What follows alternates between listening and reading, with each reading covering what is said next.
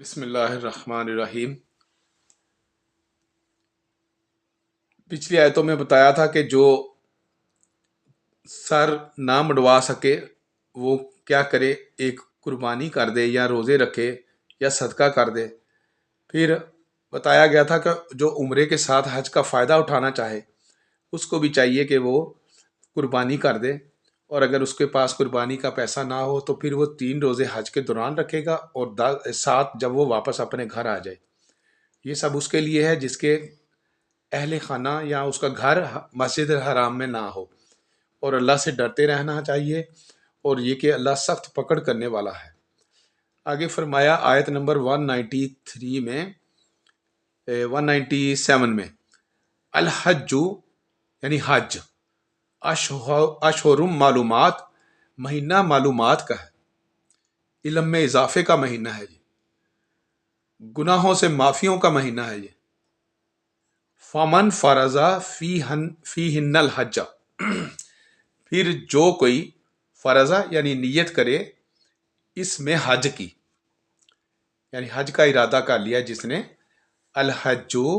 حج کا مہینہ، اشہر معلومات مہینہ ہے معلومات کا، فمن فرضا فیہن الحج، پھر جو کوئی فرض کرے کو مراد کہ نیت کرے ان میں حج کی، فلا رفسا، پھر نہ تو وہ مباشرت کرے گا، ولا فسوقا، اور نہ وہ لڑائی جھگڑا یا نافرمانی کرے گا اللہ کے احکامات کی، ولا جدالا فی الحج، اور نہ لڑائی کرے گا بیچ حج کے۔ یہ ساری چیزیں، ایک تو مباشرت نہیں کرنی، اور نہ نافرمانی اللہ کے احکامات کی کرنی ہے، اور نہ لڑائی جھگڑا کرنا ہے حج کے دوران۔ وما تفعلوا، اور جو بھی، واما اور جو بھی، تا کا تم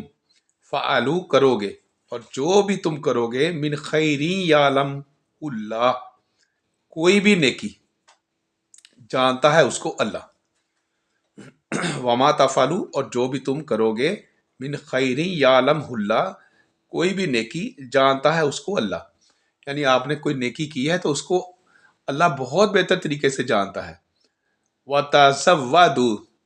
یہ زوادو کا مطلب ہوتا ہے، تا کا مطلب تم، وا کا مطلب اور تم، زاد راہ لو،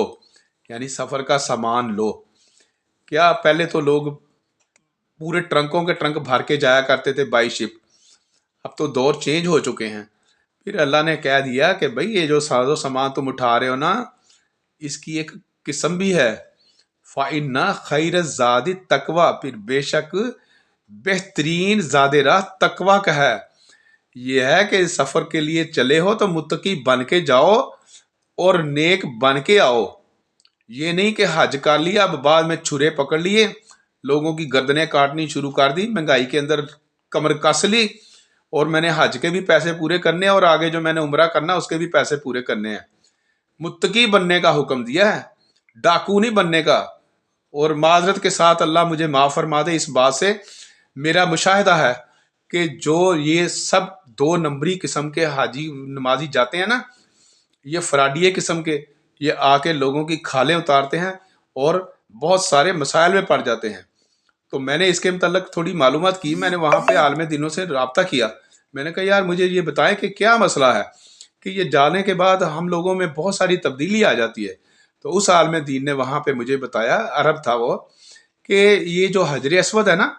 یہ جنت کا پتھر آیا ہوا ہے، اس میں ظاہر اور باطن انسان کے دونوں برابر ہوتے ہیں، یہاں پہ 2 نمبری چلتی نہیں ہے۔ اور جب آپ لوگ وہاں حج اور عمرے کے درمیان حجر اسود کو بوسہ دیتے ہیں یا اشارہ کرتے ہیں تو پھر آپ کا ظاہر اور باطن جو ہے نا وہ واضح ہو جاتا ہے، اور جس کا باطن صاف ہے وہ آ کے نیکیوں پہ لگ جائے گا، جس کا باطن گندا ہے نا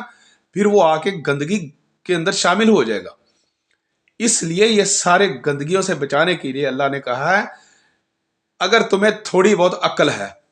وَاتَّقُونِی، اور ڈر جاؤ مجھ سے، یا اولی الالباب، اے عقل والے لوگوں،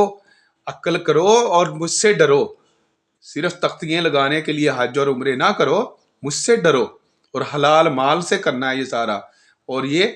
جو بھی باطن ظاہر ہے نا، یہ حجر اسود کو چومنے کی وجہ سے ہوتا ہے، تو جنت سے آیا ہوا پتھر ہے،